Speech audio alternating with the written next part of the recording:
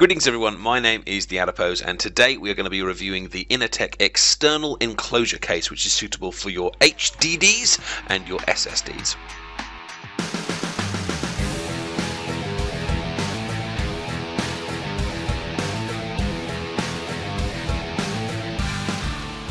Okay, so here it is. This is our Inateck external enclosure case. First thing to point out is my camera is mirrored, so this probably looks backwards to you, but trust me, it's not. They can actually spell Inateck, and Inateck were nice enough to send me this free of charge, so I could review it for them. And I have to say, I really like it. It basically does what it says on the tin. It is an external enclosure case for your hard drives, but it's one that's done really well for a whole bunch of reasons. First of all, it does HDDs and it does SSDs, the 2.5-inch variety.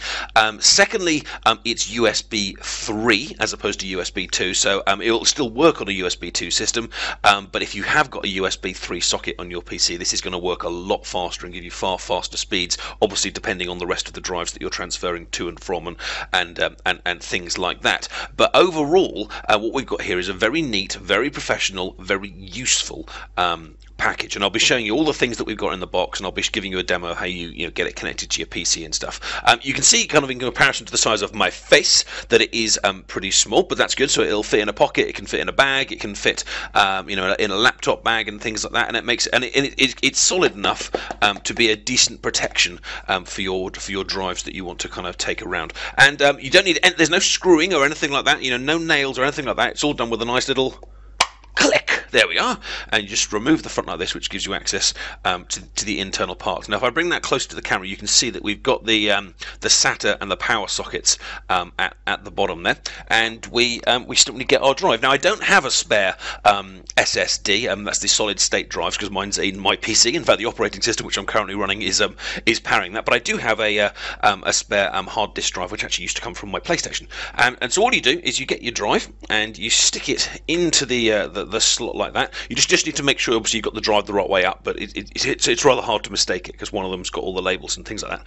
And you just take your drive, you put it in the little hole like that, you line it up, and you just push it in.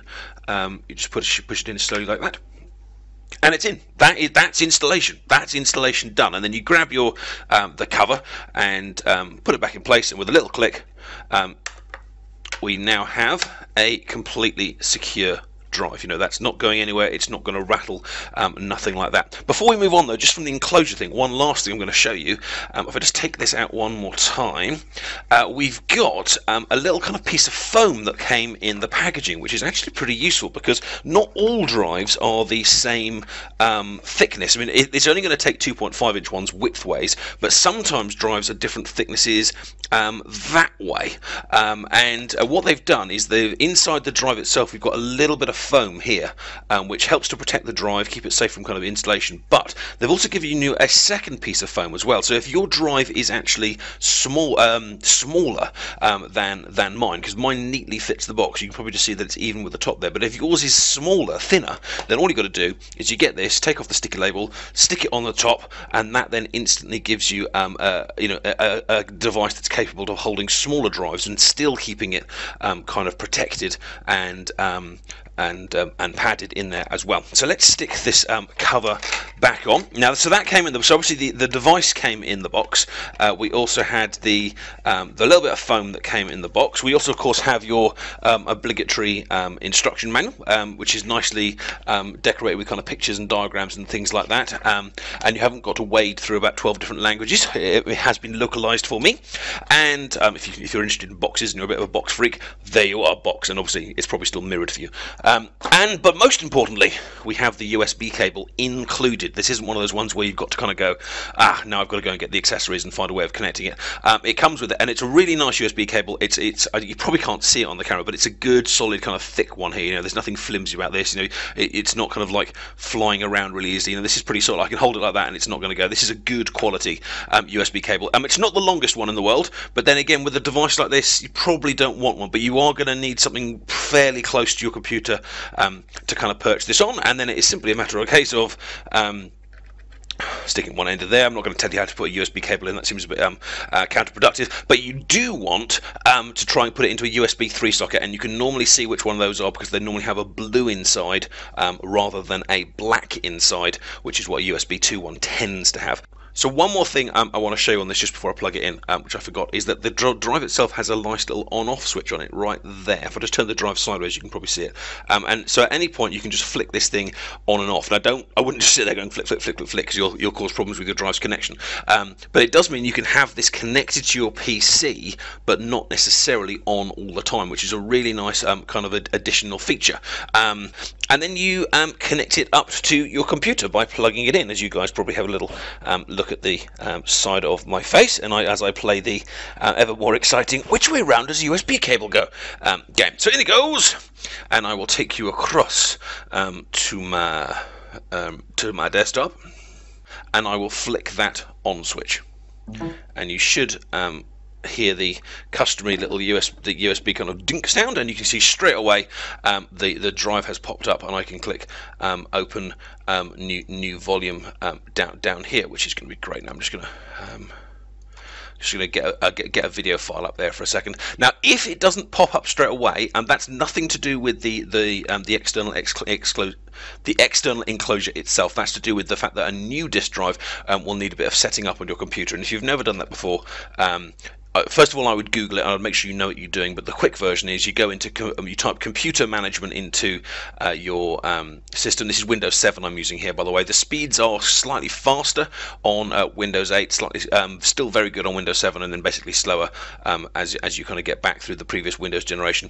You click computer management, you come down to storage here and disk management here. Your computer will load up, and basically what you should see here is every drive you've got. So I've got 1, 2, 3, 4 here already, but here's the brand new one.